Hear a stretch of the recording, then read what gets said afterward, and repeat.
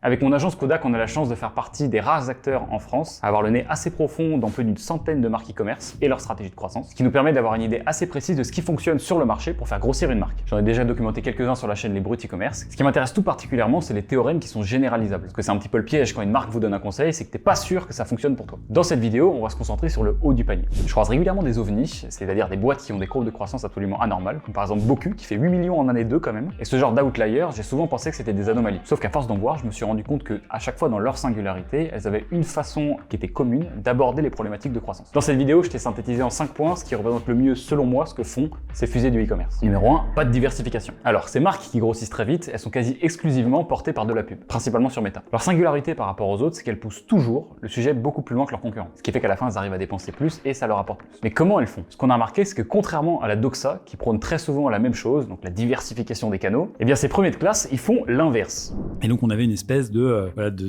millefeuille, on avait un peu de YouTube, un peu de Google Ads, un peu de Meta, et on était en gros un peu moyen partout, sans être très fort quelque part. Pour une raison qui est simple, c'est que du coup tes contenus, ils sont plus ou moins adaptés à la plateforme que tu vas faire, donc ça ne demande pas les mêmes compétences de créer des bonnes vidéos pour YouTube que des bonnes vidéos pour Facebook. Et du coup on a eu ce premier truc de se dire, en fait, si tu veux vraiment réussir à scaler, plutôt qu'essayer de faire plein de petits trucs moyennement, il faut mieux que tu te concentres sur un levier sur lequel tu deviens, en gros, l'objectif c'est de devenir le meilleur du monde sur ce levier et t'arrêtes de faire tout le reste. En fait, en France, on a un problème conceptuel avec la notion de diversification. La diversification, c'est une bonne idée, mais uniquement quand tu as atteint un vrai plafond. Parce qu'à ce moment-là, diversifier, ça devient la meilleure allocation de tes ressources. Sauf qu'une DNVB française, elle va dépenser 20 000 € par mois sur Meta, elle va dire ouais, on a saturé Facebook. Malheureusement, j'ai une mauvaise nouvelle, absolument pas. Mais le gros message, c'est qu'il y a plein de gens, j'entends plein de gens dire on a épuisé Meta, faut qu'on se diversifie, et qui font 1 ou 2 millions de CA. En fait, c'est pas vrai. Je pense que tu peux scaler jusqu'à 50 millions ou plusieurs dizaines de millions avec juste ce levier-là. Et donc, concentre-toi au début pour être super fort là-dessus, et après, regarde les autres leviers. Ce que ça veut dire, c'est que cette énergie que tu mets à essayer de diversifier tes canaux, tu ferais mieux de la mettre pour essayer de perfectionner ta présence sur un canal, ton meilleur. Ça veut pas dire que la notion de plateau n'existe pas. Il y a bel et bien un plateau naturel sur Meta pour toutes les marques. Mais c'est pas une raison pour s'en servir d'excuse. C'est simple, il y a que 2 facteurs qui peuvent t'empêcher de dépenser plus en publicité. Un déficit de réputation ou un déficit de compétences. Le déficit de réputation, c'est la raison pour laquelle une boîte installée depuis 20 ans, même si elle a un produit qui est moins bien que le tien, va toujours te défoncer. Parce que la majorité des consommateurs, ils ont besoin de plus qu'un argumentaire percutant pour faire une décision d'achat. Ils ont besoin de réassurance. Et souvent, le temps d'activité d'une entreprise, ça en est un qui marche bien. Si vous voulez connaître le secret pour parler à vos consommateurs, vous pouvez le résumer par cette phrase. Le secret du consommateur, c'est qu'il fait pas le choix d'achat qui a le plus de chances de le satisfaire, mais celui qui a le moins de chances de l'insatisfaire. D'où le besoin en réputation. Le problème, c'est que ta campagne de conversion Meta, elle va aller chercher les gens qui sont susceptibles de convertir. Sauf qu'à un moment, il y en a plus. C'est pour ça que tu peux pas augmenter ton budget indéfiniment. Et tu es obligé de faire ce que font toutes les grosses marques. Une campagne de branding. Une campagne de branding, ce qui est une très mauvaise idée pour une petite boîte, mais qui commence à l'être quand tu plafonnes vraiment. Mais le vrai problème qui empêche les e-commerçants français d'exploiter le potentiel de Meta, c'est le déficit de compétences. Et l'incapacité à réaliser qu'ils en ont un. Et c'est la raison pour laquelle c'est une très bonne idée à ce moment-là d'appeler une agence. Kodak. Ils vont confondre un plateau naturel de dépenses sur Meta, celui dont je vous parlais avant, et un plateau de compétences. Ils vont se dire que si ça marche pas, c'est certainement pas parce qu'ils sont pas assez forts. C'est parce que Meta est saturé. Mais quelle arrogance! Malheureusement, le ROS, c'est un sport dans lequel il y a plein de disciplines. Le tracking, le CRO, la création de landing page, l'offre commerciale, l'équipe créative, etc. Mais la doxa française, c'est de penser qu'il n'y a que le média buyer. Donc la conclusion de cette partie, c'est que le plafond de Meta, il est souvent plus haut que vous pensez. Et il y a plus de chances que vous soyez capé par vos compétences. Maintenant, faisons un focus sur la compétence qui manque le plus aux annonceurs français en moyenne, et que nos petits premiers de classe du e-commerce ont bien compris. Numéro 2, scaler par la créa. J'aimerais commencer par m'excuser, c'est ma faute. Ça fait des années que je vous dis que la performance publicitaire vient de la créa, mais j'étais pas clair. Je crois que personne n'a compris ce que ça voulait dire vraiment faire de la créa publicitaire. Donc je vais laisser Aymeric de 900 Care vous l'expliquer. Enfin moi je vous invite à faire une expérience très simple, c'est tu vas voir la bibliothèque publicitaire d'une marque américaine et d'une marque française. La marque française, il y a 5 créas qui se courent après. La marque américaine, il y en a genre 50 qui sont lancés tous les jours. Évidemment qu'ils ont des meilleurs perfs, tu vois, il y a pas de secret.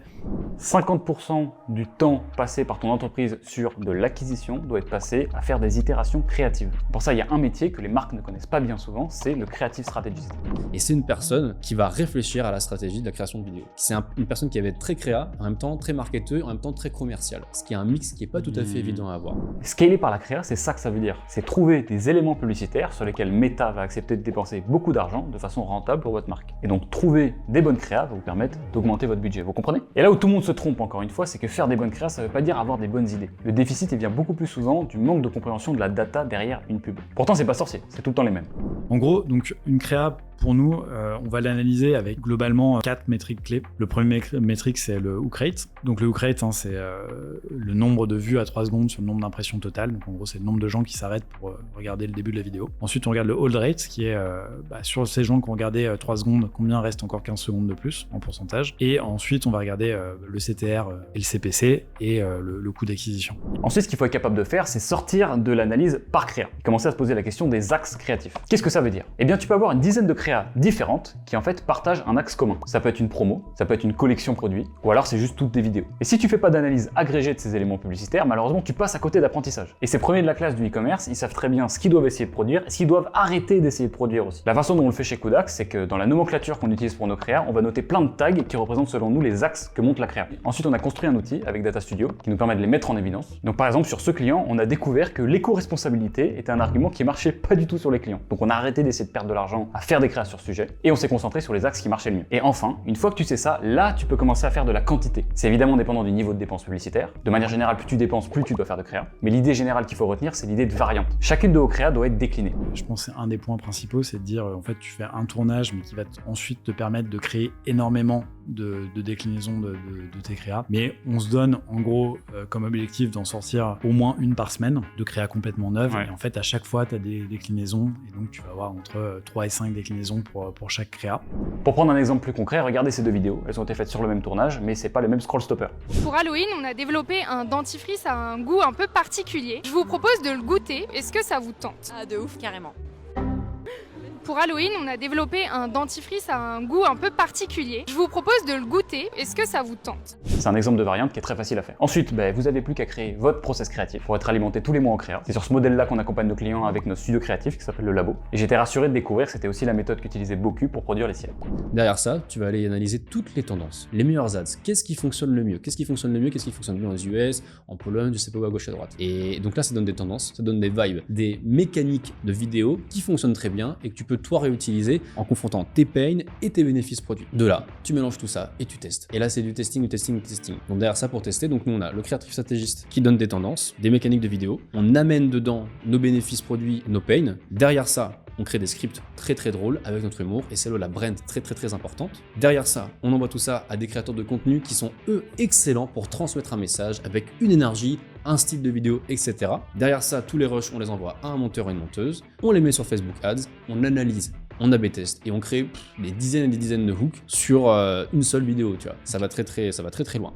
Maintenant, sur les créas qui fonctionnent le mieux, il y a un truc en commun entre toutes ces petites marques, dis donc, c'est qu'on y voit souvent le fondateur. Numéro 3, l'incarnation et la norme. Horace, Boku, Respire, MyVariation, 900 Care, ceux qui payent le prix de mettre en jeu l'image de leur fondateur en récoltent les dividendes. On a longtemps cru que les marques personnelles c'était une mode, mais c'est en train de devenir un prérequis. Les consommateurs, ils deviennent habitués à connaître le fondateur des marques chez lesquelles ils achètent. C'est-à-dire que ça va bientôt devenir bizarre d'être une marque qui ne le fait pas. Et ça se comprend, parce qu'inconsciemment, un fondateur qui monte sa tête, c'est un fondateur qui est confiant dans la qualité de ses produits, qui est prêt à engager sa réputation. Et c'est aussi un outil de mémorisation. Ça vous évite de devoir payer une égérie pour être dans vos ads. Et vous êtes assez sûr qu'en tant que fondateur, vous n'allez pas vous barrer ou demander plus cher l'année d'après. Ce qui se passe, c'est qu'aujourd'hui, tu es tellement inondé de publicité sur Insta, Facebook, que si pour une marque, tu vois 1001 visages, c'est un frein en plus pour te permettre aux gens de la retenir. Moi, les gens voient tout le temps ma tronche, ça me vaut d'être reconnu partout, c'est génial, trop fun, mais ils se disent, ok, Boku, William, ma tronche. Et du coup, ça, ils le retiennent. Et plus tu donnes aux clients des éléments faciles à retenir au sujet de ta brand, de ta marque, plus ils vont se souvenir de toi. Donc pour être top 1%, je suis désolé les amis, il faut incarner votre marque. Petite pause, faisons un récap. Les marques qui cartonnent, elles sont incarnées par leur fondateur, drivées par la créa et focus sur un canal d'acquisition. Mais si jamais t'es un énorme casse-couille et t'en as rien à foutre de ce que je te raconte, t'as quand même envie d'essayer d'aller sur une autre régie que Google ou Meta pour diversifier tes efforts et t'es convaincu que c'est le bon moment, t'as le droit d'en essayer un seul, c'est TikTok. Numéro 4, TikTok, la troisième alternative. Alors ça fait des années qu'on l'annonce comme le nouvel Eldorado de la pub en ligne, et vous avez peut-être remarqué que je suis resté assez discret durant ces dernières années sur cette régie-là en particulier. Pourquoi? Parce que moi j'avais les chiffres pour les clients, et je voyais que c'était de la merde. De ce que j'ai vu avant la deuxième partie de 2023, les pubs sur TikTok ça convertissait pas. Mais ça, c'était avant. En effet, pendant l'année, ils ont livré beaucoup d'améliorations dans le gestionnaire de publicité. Et donc on le retestait régulièrement, et on a fini par avoir des super use cases sur la plateforme. Je vous en donne deux par exemple, sur lesquels c'est devenu un point important du mix d'acquisition, c'est Legal Start et Little Cigogne, qui sont des clients qu'on accompagne depuis quelques quelques temps maintenant et sur lesquelles on avait déjà testé TikTok en 2022, sans succès. Et à force de discuter avec ces fusées du e-commerce, on se rend compte qu'elles ont toujours des petites billes placées un petit peu chez TikTok. Principalement parce qu'il y a 3 avantages. Le premier, c'est que le trafic est beaucoup moins cher. Et même s'il convertit pas directement, il peut ensuite être par exemple retargeté sur Meta. Ensuite, l'algo est très peu sensible aux augmentations de budget. Quand ça fonctionne, tu peux scaler fort. Et troisième chose, c'est un laboratoire créatif pour Meta. Donc, ce qui fonctionne sur TikTok finit par arriver sur Meta. Donc si tu veux être bon sur ton canal d'acquisition principal, c'est souvent cool de regarder ce qui s'y passe. J'ai participé à une étude qui a été co-publiée avec Alma, Carmen et Hive sur les tendances du e-commerce. Et les chiffres nous ont donné des trucs assez surprenants sur TikTok. Il y a 16% des marques qui l'ont dans le mix d'acquisition, bien devant Snapchat, Pinterest, Twitter et n'importe quelle autre plateforme. Ce qu'on a compris pour que ça marche, c'est qu'il fallait qu'il y ait 5 points réunis. D'abord, commencez vos campagnes avec un événement haut de funnel, donc allez pas directement sur les achats. Lancez en fil rouge des campagnes SPC, c'est l'équivalent de l'ASC mais pour TikTok. Créez-vous un pool de créateurs UGC qui pourront vous alimenter en créa. Ça, le labo peut le faire pour vous si vous voulez, lien en description. Faites du Spark Ads, ce qui vous permet de faire de la publicité depuis le compte d'un créateur. Et ensuite, n'oubliez pas de mettre votre tracking server-side. Ça, c'est pareil pour toutes les régies, mais les gens oublient souvent. Encore une fois, Kutak peut vous accompagner dessus. Le lien tracking est encore une fois dans la description. Non, mais moi, je suis abonné à la newsletter de Northbeam, qui est un logiciel d'attribution. Et tu vois, en fait, le spend de tous leurs clients. Et en fait, à 70%, c'est Meta. 70% c'est Meta, 15% c'est Google, le reste c'est vraiment peau de chagrin. Et en fait, quand tu écoutes des podcasts, etc., tout le monde te dit TikTok c'est le nouvel Eldorado et tout. Et sans doute c'est un peu vrai, tu vois, c'est bien de se positionner, c'est peut-être une plateforme qui va prendre le relais en termes d'usage, et donc à long terme, c'est vrai que c'est intéressant d'être présent sur TikTok. Aujourd'hui, c'est juste que les algos sont beaucoup moins puissants, ils ont sans doute beaucoup moins de data, Meta, c'est vraiment le truc le plus héroïste de très loin aujourd'hui, quoi. Alors avant de passer au point numéro 5, je fais une petite parenthèse sur l'attribution. Quand tu commences à avoir plusieurs leviers qui tournent, t'as forcément envie de savoir quel est celui qui drive le plus de conversion. Tout le monde se pose la question, mais personne n'a de réponse parfaite. Et chez Kudak, on a une croyance forte, c'est on pense que c'est un non-sujet. Souvent, ce qui va se passer, c'est que tu vas payer des softwares qui coûtent une burne, et dans la pratique, tu vas avoir très peu de décisions concrètes qui vont changer la façon dont tu fais de l'acquisition. Du moins, la majorité des marques n'ont pas la taille requise pour que ça soit important. Alors, ce que je fais, c'est les créas, je les juge via les données plateformes, et après, je pilote tout au blended CAC. Ça simplifie d'avoir un seul canal, parce que du coup, tu sais que tu as un canal qui est ultra majoritaire, donc tu sais qu'en fait, les performances du canal sont répercutées sur le blended CAC. Je sais pas aujourd'hui comment je gérerais forcément un truc où j'ai 2 gros canaux pour savoir lequel pousser, lequel pas pousser.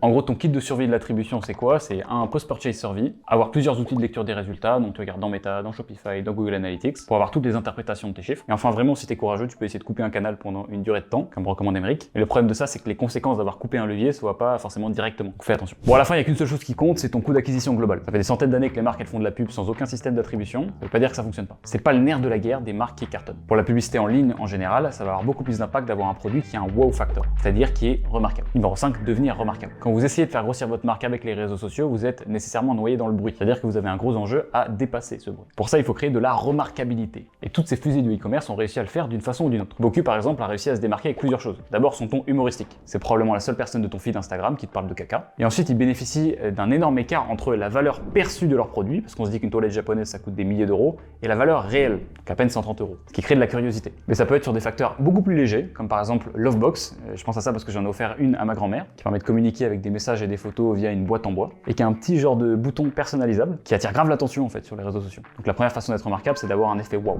Et quand on te présente un produit qui est 10 fois moins cher, 10 fois plus accessible, il y a ce qu'on appelle l'effet wow. Et l'effet wow sur un produit, c'est ce qui va faire tout en ads et sur ton site. C'est ce qui va faire que les gens vont te retenir. C'est hyper important. Donc tu as un produit wow qui a une forme, wow, c'est un petit peu curieux quand même, pour un effet qui est celui de toilette japonaise qui est génial. Ensuite, il faut que votre promesse, elle soit simple. Et juste après, tu as la brand. Ok, le produit est wow, mais est-ce que je vais retenir la brand? Est-ce que demain, dans un mois, une semaine, un an, quand je vais penser toilette japonaise, je vais penser à Boku? Et c'est pour ça que le branding, et on en parlera plus tard, a une part existentielle à jouer dans la réussite de ton projet et pour voir s'il y a un bon product market fit. Et derrière ça, après, il y a les grands basiques à respecter. La qualité de tes ads, la qualité de ton site, la qualité de ton service client aussi, la qualité de ta logistique, à quel point tu peux expédier vite et bien et pour pas trop cher. Et donc voilà, quand tu as un produit qui fonctionne bien, un produit et une marque désirable, en théorie, il y a très peu de chances que ça fonctionne pas. Ça va permettre de vous faire comprendre facilement par un inconnu et qu'on se rappelle de vous. Et enfin, la troisième chose qui va vous permettre d'être remarquable, c'est de jouer le jeu du divertissement. Il faut pas oublier que vous êtes sur les réseaux sociaux. Et toutes ces marques là dont je vous parle, qui ont grossi plus vite que les autres, elles ont accepté de jouer à ce jeu-là. Il y a toujours une partie marrante ou alors d'éducation dans leur brand. Elles sont pas uniquement là avec des messages commerciaux. Finalement, ces 5 attributs sont loin d'être des secrets. Vous voyez que c'est juste du bon sens décliné à des stratégies de croissance. En tout cas, j'espère que ça vous a plu. Si jamais vous voulez tester des choses un peu plus originales avec une vague montante, je vous invite à aller consommer cette vidéo où je vous parle de Discord, qui est en train de devenir un super outil communautaire pour les marques. C'était Théo, bisous.